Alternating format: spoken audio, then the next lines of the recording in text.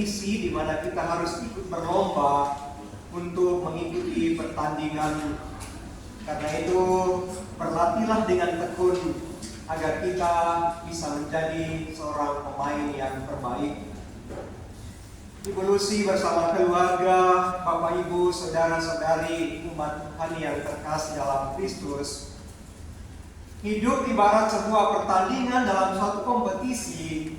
Itu mengandaikan bahwa setiap pemain yang terlibat di dalamnya tahu siapa tim lawannya, tahu di mana tempat pertandingan, tahu apa hadiahnya, dan tidak ada satu pemain pun yang tahu dengan pasti bahwa timnya itu akan menang. Setiap orang, entah pemain maupun penonton, hanya sampai pada batas menduga-duga, mengagap atau memprediksi mungkin saja tim itu menang kalau dilihat dari pola permainannya. Hidup ibarat sebuah pertandingan dalam suatu kompetisi. Berarti dalam pertandingan itu, di sana ada perjuangan untuk ingin menjadi pemenang, maka pasti akan ada keringat yang mengucur, ada teriakan penuh dukungan, tapi mungkin juga ada luka yang menyayat. Secara medis kita tahu bahwa kurang lebih 9 bulan 10 hari kita berada dalam kandungan ibu. Tapi kita tidak pernah tahu secara pasti kapan akhir dari semuanya itu. Kita juga tahu bahwa dunia begitu canggih dengan alat teknologinya yang mampu membaca fungsi setiap organ tubuh manusia, dan bukan sebuah kebetulan bahwa seseorang dapat tertolong untuk memperpanjang masa hidupnya melalui kehebatan alat teknologi itu. Dan bukan hanya itu, kemajuan di bidang teknologi itu didukung pula oleh kemampuan sumber daya manusia untuk mengolah, menyerap, dan melakukan segala sesuatu demi menyelamatkan dan memperpanjang hidupnya di dunia.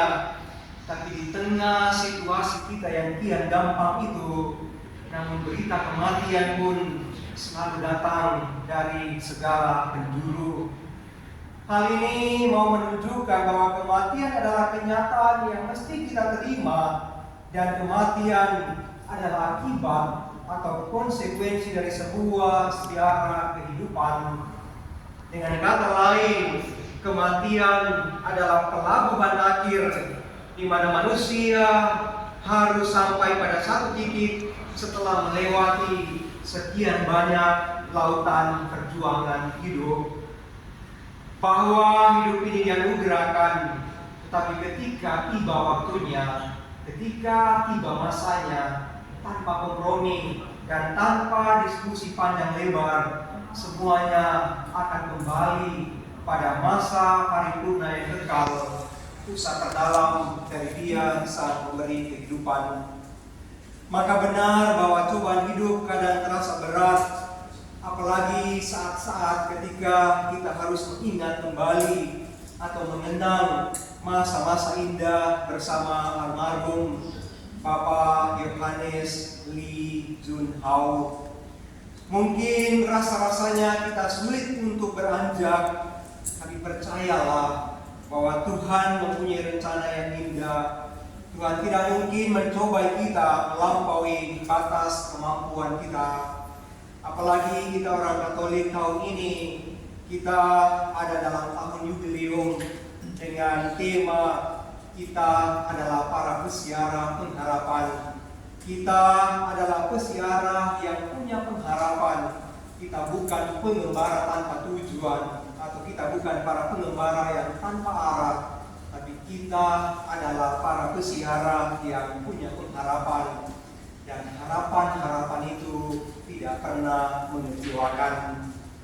Atas semua ini saya yakin bahwa kita juga mungkin masih mengharapkan agar Bapak Yohanes Lee Jun Hao masih ada bersama kita untuk merajut hidup dan menenun mimpi.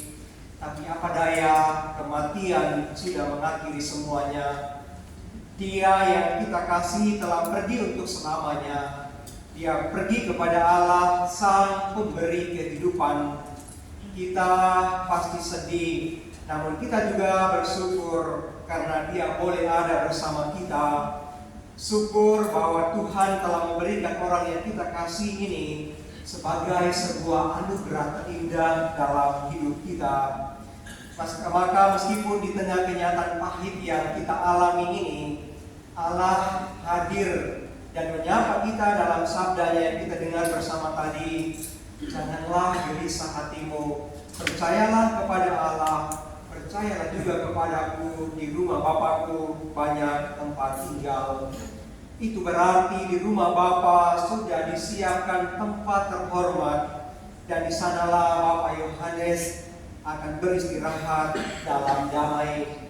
Percayalah, Allah tidak membiarkan seorang pun berkelana tanpa tujuan, tetapi Dia akan selalu memanggil dan mengajak masuk ke dalam rumah kebahagiaannya. Di sana akan dirayakan perjamuan suci dalam persekutuan dengan para kudusnya. Ketika Thomas murid Yesus bertanya, Tuhan, kami tidak tahu kemana Kau pergi, jadi bagaimana kami tahu jalan ke situ? Yesus menjawab, Akulah jalan, kebenaran, dan hidup. Karena itu, teguhkanlah imanmu, lapangkanlah kepergiannya, dan kuatkanlah pengharapanmu. Janganlah gelisah hatimu, percayalah bahwa Allah akan menyambut Bapak Yohanes Lee Jun Hao untuk tinggal bersama dalam rumah kebahagiaannya.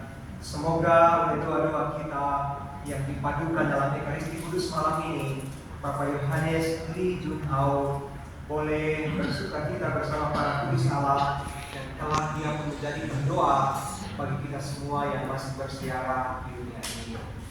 Tuhan memberkati kita semua. Amin.